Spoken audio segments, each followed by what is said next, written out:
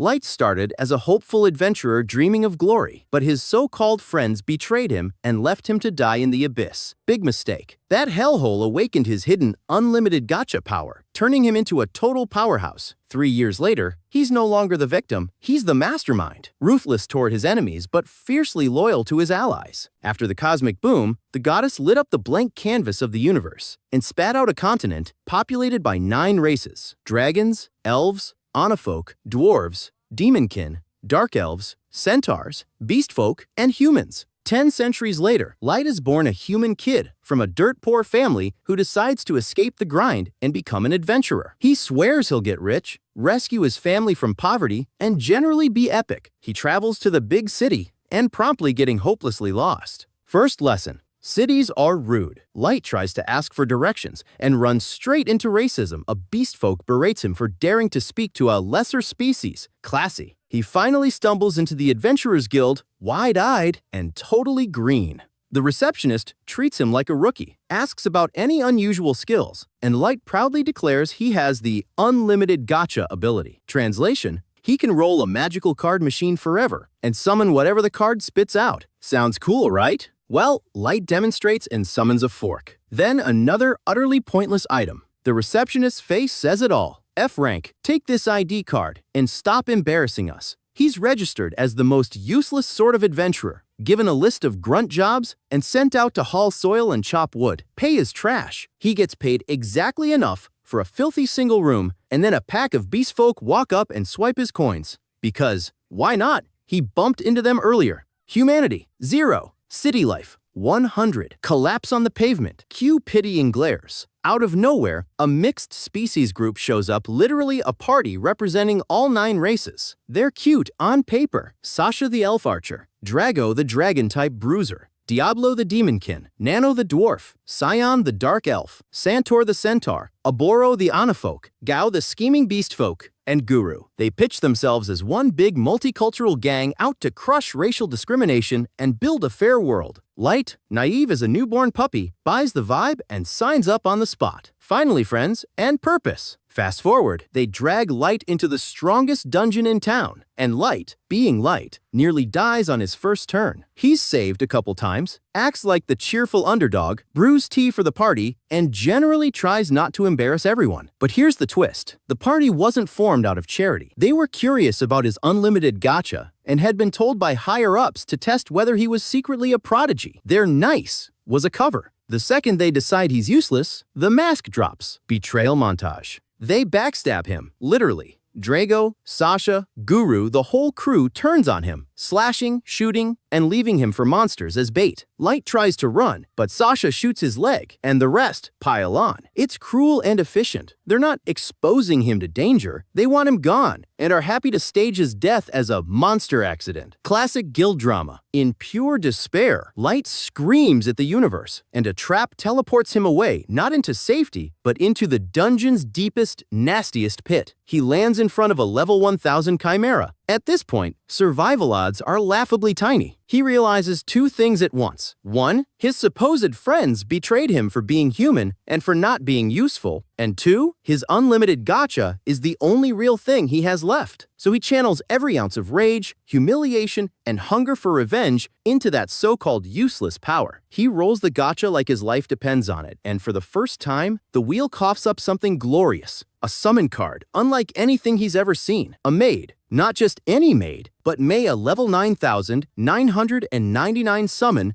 with combat stats that read like fanfiction. She annihilates the chimera with a single elegant strike, then kneels before Light and heals his wounds like a boss. She apologizes for touching him without permission, calls him master, and pledges loyalty for all eternity. Yeah, that happened. May does something even more insane. She appraises Light's actual stats. Turns out, Light has been wearing a high-level concealment spell so everyone beneath May's tier couldn't see his true potential. The unlimited aspect of his gacha wasn't useless at all. It was hamstrung by the world's low mana density on the surface, and by blocking spells designed to hide his true rarity. But down in the deepest dungeon, the mana is thick, wild, and absolutely stacked in Light's favor. In other words, his trash summons can turn mythical if the environment cooperates. May explains that in dense mana areas, The luck divided by pity mechanics swing massively toward rare pulls. The deeper the dungeon, the better the gacha. So everything clicks. The people who mocked him weren't cruel because he was inherently weak, they were short-sighted. They assumed unlimited gacha meant endless forks. The problem wasn't Light's gift, it was where and how it was used, and the fact that a concealment spell hid his true stats from amateurs. Mei,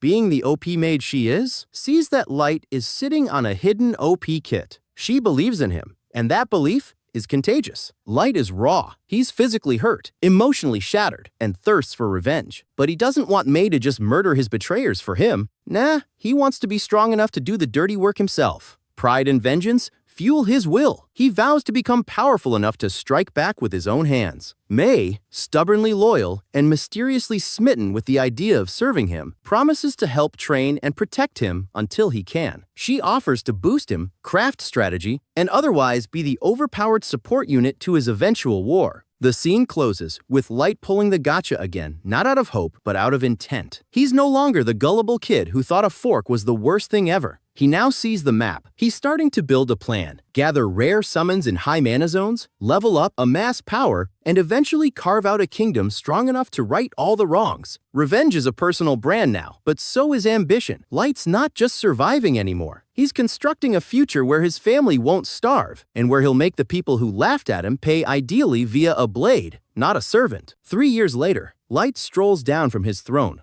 with the kind of swagger that only someone who literally built a kingdom from dungeon scrap can pull off. Dozens of maids flop into perfect bows and sing his praises like he's a pop idol. Light soaks up the attention like sunlight on a solar panel. He's not shy. He built this life. Mei, his ultra OP level 9,999 summon and personal maid of many skills, is visibly over their squealing and asks permission to shut them up. Light says no because, honestly, the ego boost is delicious. He likes being worshipped. No shame. He moves through his city like it's a farmer's market in a fantasy kingdom. Vendors shout, citizens bow, and somebody complains about snacks. Yes, snack economics are a thing in dungeon kingdoms. A vendor tells Light they're low on snacks. Light delegates. Mei promises to fix the supply chain. Light's brain is always 3 steps ahead, administrating, optimizing, and plotting his next expansion. His kingdom has grown exponentially, and supply and demand are starting to creak under the growth. He worries about logistics. Who wouldn't? Mei gives a field update. Ayuki is mapping the abyss perimeters. Ellie the mage is inventing new spells to suit Light's vengeance plans. And Nazuna, yes, that Nazuna is doing her routine patrols around the castle grounds. Light likes the sound of it. The quartet's working like a well-oiled but bloodthirsty clock. He heads off to train with Jack, his big brother type and sparring partner, because brute strength also needs polishing. Jack greets him at a secluded training floor and politely tells Light to not hold back. Light's punch actually pushes Jack back, which is when Jack realizes Light's body isn't just improved,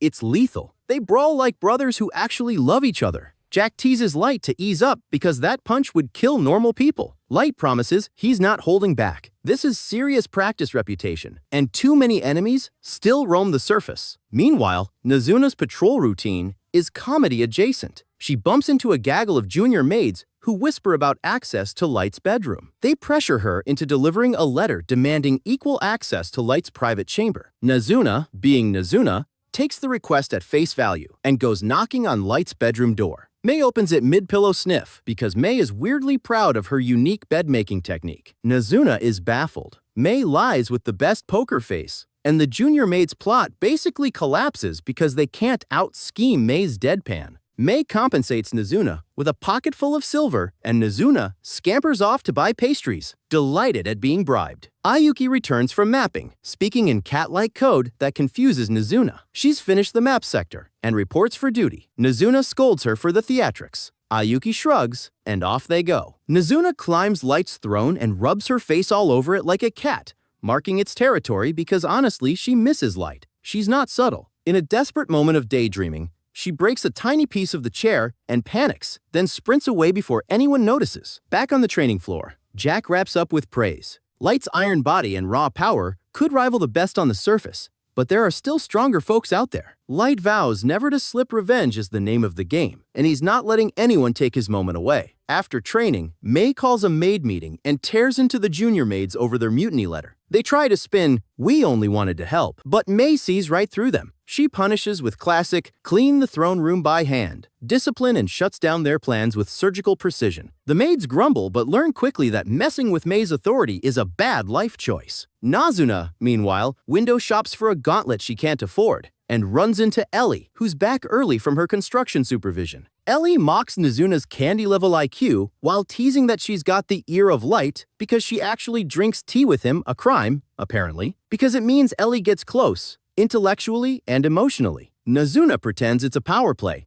and offers to help Ellie in battle if needed. Ellie takes the offer with a grin, partly because it amuses her to watch Nazuna try to speak strategy. Jealousy bubbles among the maids. They stew over May being the first summon and Light's favorite. They never had the dungeon origin bonding that May had with Light, and that breeds petty resentment. They try to conjure a curse to get rid of her, but May swoops in and catches them mid-chant. She's disappointed. Not furious professional disappointment, cuts deeper than anger. She reminds them Light chose her not because of bedroom privileges, but because she trained with him in the dungeon while he was forging his path. She ups their punishment and sends them to scrub the throne room with their hands. Next day, Light opens a meeting plot time. The squad's assembled. He finds Nazuna and Ellie arguing like schoolgirls. Ayuki sits aloof, doing her cat and map thing. Light greets everyone, and they rush to fawn like he's the sun in human form. He tries to appear casual, but you can feel the tension. Just then, a hellhound crashes the scene and for a split second, Light freezes that old fear from his first hellhound encounter, hits him hard. But before things get hairy, the lady's bloodlust flares up like a nuke. Their killing intent is so strong, the poor mutt practically folds under the pressure. Light has to step in like a dad breaking up a playground fight, telling his overpowered summons to chill. He even apologizes to the trembling hellhound. Once things calm down, Nazuna, still confused as ever, asks what's going on. That's when Light finally drops the bomb. It's go time. After 3 long years of plotting, scheming, and perfecting his underground empire, his first target has finally taken the bait. The revenge he's been cooking all this time, it's finally ready to be served. The streets are roaring with cheers as Garu, the self-proclaimed alpha wolf man, struts through town like he owns the place. Beast folk are hyping him up, waving banners, chanting his name, and Garu's just soaking it all in, grinning like a rock star at a sold-out concert. Inside, he's thinking, yeah, keep it coming. You all should be honored to even look at me. Real humble guy, huh? On his victory walk, he spots some scrawny kid digging through a trash can and immediately looks down on him like he's a piece of gum stuck to his boot. Without hesitation, Garu knocks the poor kid over, spits on him for good measure, and saunters off with his pack of goons barking insults. Later that night, Garu's holding court at his favorite bar, surrounded by his loyal yes-men. They're practically worshiping him, cheering every word, every gulp, even the way he breathes. "Order whatever you want, boys," he boasts, slamming his gold down. "Your alpha's loaded now." His men can't stop gassing him up, calling him a hero, a legend, the rags-to-riches wolfman, who clawed his way from the slums to becoming the soon-to-be pack leader. Another henchman adds that they're basically the shadow rulers of the wolf tribe now. Garu nods like some philosopher, saying it's all about using those beastly instincts wisely. And by wisely, he means smelling his way to success. Literally, he brags that his nose knows the difference between a good job and a bad one, and that's how he scored all his fortune. Then one of the guys, a little too drunk and a little too chatty, brings up that job from 3 years ago, the one involving the conquered tribes. The whole bar goes quiet. Garu's smug grin fades, and he tells him to shut it before the Federation hears. But deep down, he can't help but remember it. That job was the easiest payday of his life. Just hunt down and kill a weak human kid, rumored to be some maestro. He did it, got rich, and never looked back. Still, there's this tiny itch in his brain he can't scratch. That boy, Light, he vanished in a flash of teleportation. Garu's convinced the brat died, but every now and then, he wonders where that portal was trying to take him. Not that he'd ever dig into it. Curiosity gets people killed, after all. Cut to the present Garu's trudging through a creepy, dripping cave with his werewolf crew. It's dark, it's damp, it smells like regret, and behind them is a woman who looks ready to collapse. Garu glances back and gives her a predator's grin, asking if she's okay. She smiles weakly and insists she's fine, but he's secretly hoping she holds out just a little longer. He's been dragging her through this dungeon for a month now, and he's starting to get impatient. His mind drifts back to when she first approached him, all polite and mysterious. "Are you Garu from the conquered tribes?" she asked. He admitted it, curious why some random lady wanted to talk about his less-than-heroic past. She introduced herself as May, the devoted maid of her master, Light. Yeah, that Light. The name hit Garou like a slap. May told him she'd been searching for Light for years, and recently learned he died in the abyss. She wanted Garou to take her to the place he fell. Then she dropped a bomb. Light was of noble blood. Garou nearly choked on his drink. That brat? A noble? Don't make me laugh, he snorted. But May just smiled, saying she couldn't say more, and he shouldn't press. Garou's instincts went wild if she was telling the truth. This could be a jackpot. She offered him 3 solid gold bars for the escort. Suspicious as hell, but who says no to that? Garou figured she was harmless, maybe a little crazy, but definitely rich. Besides, he told himself, Light and I were buddies. I'll help her out. So now here they are, standing at the spot where Light supposedly died. Garou spins a dramatic story, monsters attacked, Light got wrecked, then vanished in a teleport trap. May listens in silence, but when she finally speaks, her voice turns ice cold. She starts describing exactly how Light was betrayed, kicked, shot with arrows, left for dead. Garou freezes. How the hell does she know that? Only a handful of people knew those details. His instincts scream danger. He demands to know who she really is. But May doesn't even flinch. My loyalty belongs only to Light, she says, her tone sharp enough to cut stone. Soon, you'll see whose insides are truly rotten. Suddenly, the air shifts. A violent gust swirls around her, and Garou feels something he hasn't felt in years, fear. Her eyes glow electric blue, her body crackling with power.